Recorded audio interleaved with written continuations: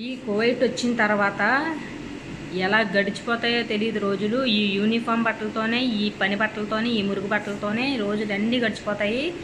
ఏదో ఒక రోజు మంచి బట్టలు వేసుకుందాం అనుకున్నా సరే, ఎందుకు ఎక్కడికి వెళ్ళాలి, ఎవరున్నారో, మనం ఎక్కడికి వెళ్తాంలే అని చెప్పి అయితే బతికించేసి ఈ యూనిఫామ్ బట్టలతోనే మనం అయితే ఎన్నాళ్ళు చేసుకుంటాం అన్నాళ్ళకు చేసుకొని, ఇంటికి వెళ్ళిన తర్వాత అయినా మంచి బట్టలు వేసుకొని అలాగా రోడ్డు మీదకి వెళ్తే చూసిన వాళ్ళు అప్పలమ్మలు ఏమనుకుంటారంటే, ఇద్దరు అప్పలమ్మలు కూర్చుంటారో చూసిన వాళ్ళు ఒకళ్ళు అంటారు ఎంత లావు అయిపోయిందో, ఎంత తెల్లగా అయిపోయిందో అంటారు. ఇంకొకరు అంటారు అవ్వరేంటి జీడిపప్పులు, బాదం పప్పులు, కోళ్ళు తినేస్తారంట, మేకలు తినేస్తారంట, తిండి అలాంటిది, అక్కడ పనే చేస్తున్నారో ఏం చేస్తున్నారో ఇది చెప్పుకోవడం.